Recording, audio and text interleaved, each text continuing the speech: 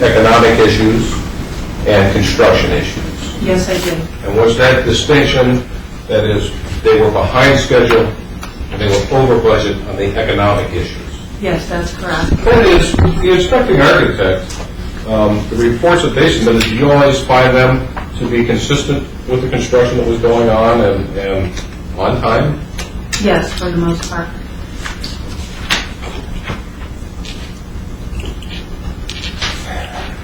Did you have an expectation of a general contractor doing a $9.4 million project to be able to submit a sworn construction statement with very little, if any, input by the bank?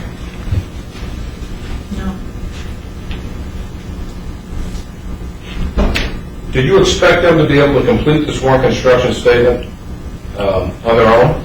Yes, I did. How many projects would you say back in 2006 were you administering at one time? I don't know. It would be a guess. You have an estimate? In my portfolio, there could have been 30 projects. And were all those ongoing construction projects? No, not all of them were. Some of them were. Some of them were. And were those projects, did the general contractors have to submit sworn construction statements? Yes. And did sometimes they need revision? Sometimes there were items on the statements that didn't align with what was to be paid from the loan agreement. For example, in speaking about City Center, there was build-out costs that could have been listed that was not a legal funding. And so that would have been something that we would have called into question. And when we earlier talked about 100% occupancy of building number 2, do you remember occupancy? Do you know whether or not any deposit was made or earnest money deposit for the lease? No. Do you know whether or not any lease payments ever commenced? No. Do you know whether the proposed tenant had ever purchased any equipment for the interior of the restaurant? No. And again, even though there was a signed lease, would that have been acceptable to the third bank? No. Let me show you.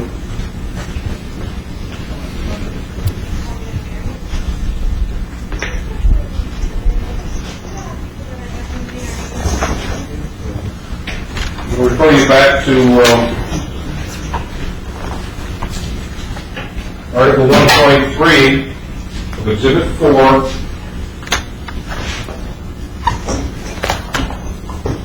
And the lending provisions.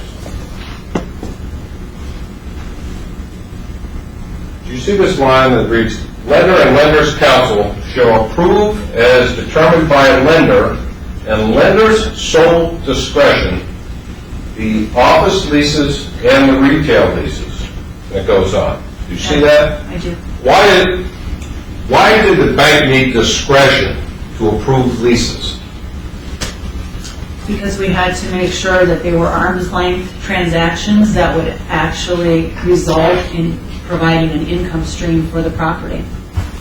And we also had to make sure that the risk was reduced by not putting tenants in place that had a low probability of finishing the lease and paying. And is that typical? Did you see provisions like that in loan agreements? Yes.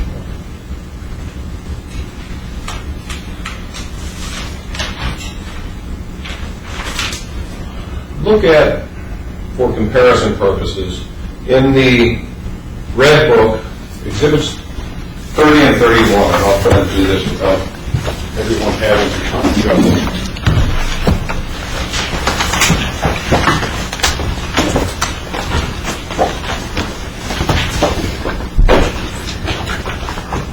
I'm sorry, wrong book. Black book.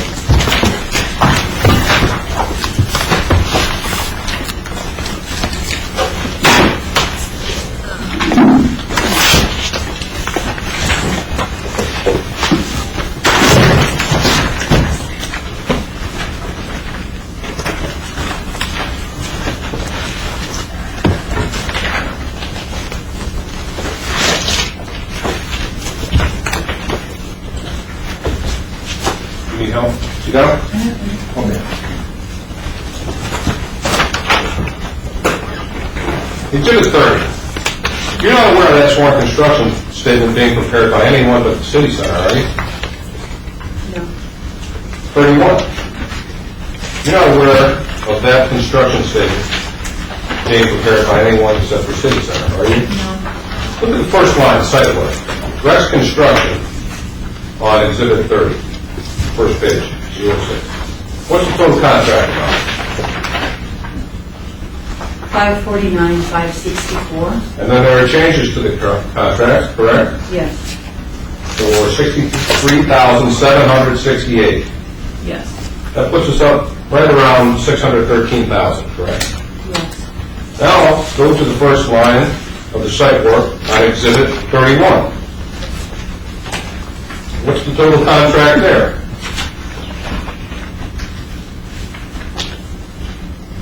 $388,483. So the total contract had reduced by about $220,000 or so, $215,000.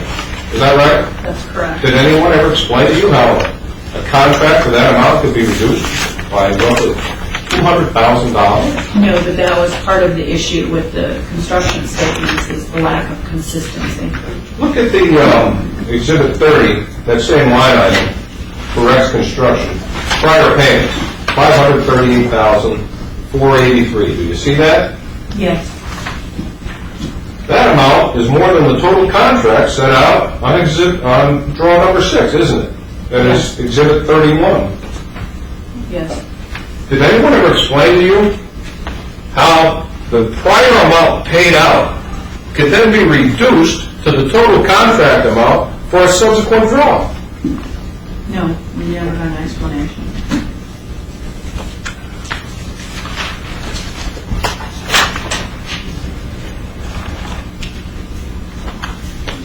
.3E of the construction loan agreement. Third line down. Fully executed office leases. Do you see that part of the contract? I do. Did you get less than fully executed leases? Yes.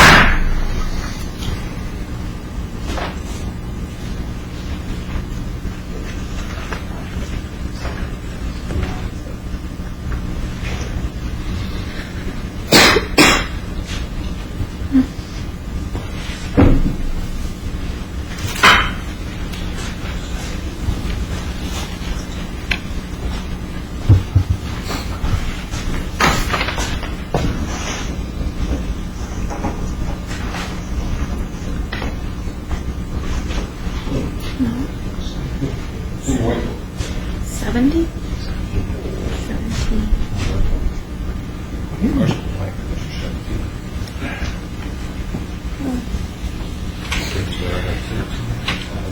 This is 17. It's the drive.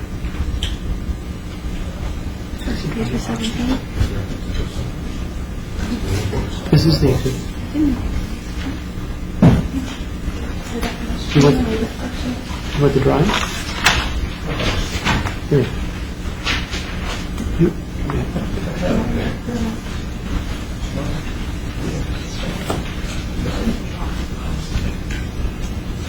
I don't want to belabor this, Your Honor. I'm not going to hunt that.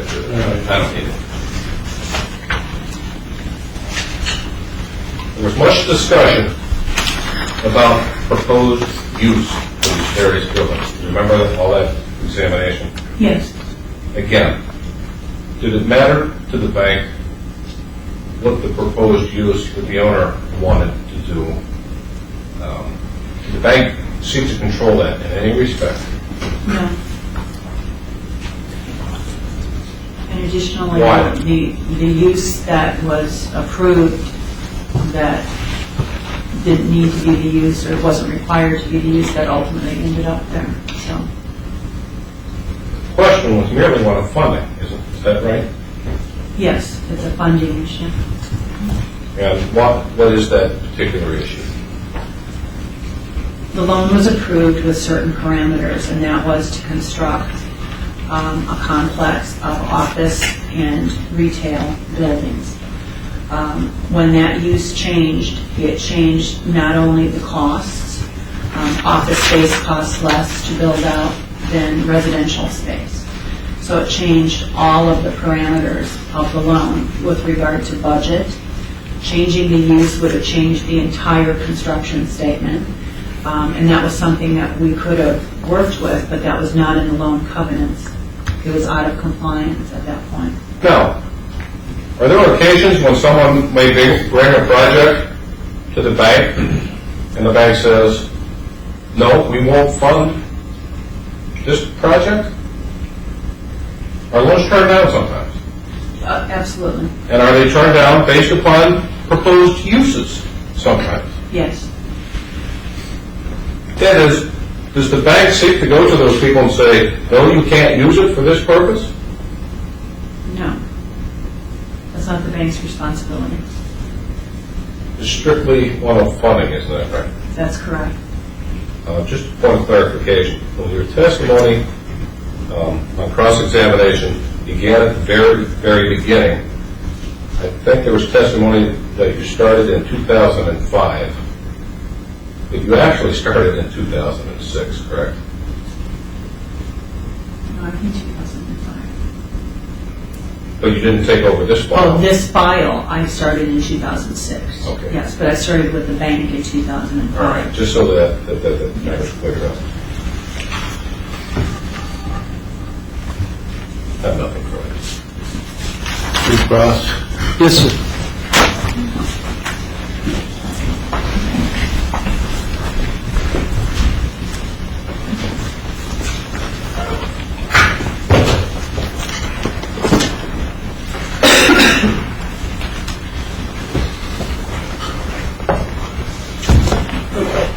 Mr. Woodward asked you about how the changes were made between draw 5 in March and draw 6 in May. You recall that just a moment ago? Yes. And that was before you were involved with this project, wasn't it? Yes. Could you turn to tab 5 Which book? in the City Center book and look at page 134?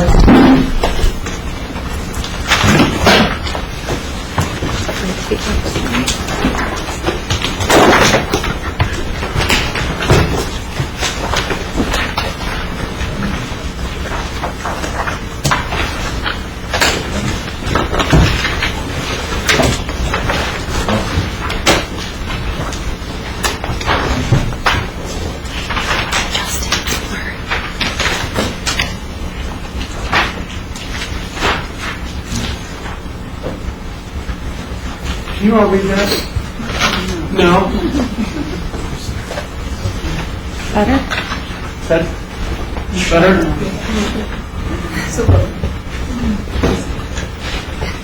The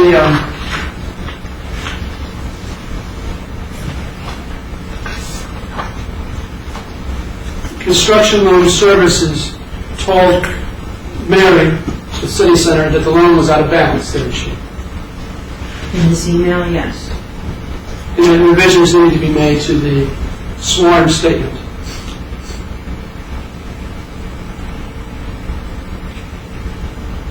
No, it said that the borrower will have to bring in the difference.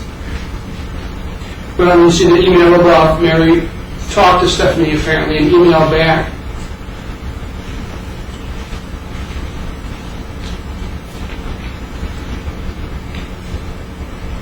And what was the question? Mary emailed back after talking to Stephanie about amounts to be removed. You see that? Is that in the center? Yes. There's 3 statements that have changed: removing Falk design, And Mary was asking Fifth Third, if at all possible, could you explain to me how you're doing this $630,000 calculation? Wasn't she? Yes. So City Center's asking the bank for how is it doing these calculations? Even back on draw 5. Yes. That's all the questions I have. All right, ladies and gentlemen, at this time, you have the opportunity to ask any questions of the witness you desire. Procedure, as I explained to you, you write your questions down on a notepad that be placed in the basket that we'll pass around. And the questions are proper, objections, Mr. Wu will ask them. Even if you don't have a question, make sure you put a blank sheet of paper or no paper into the basket, please.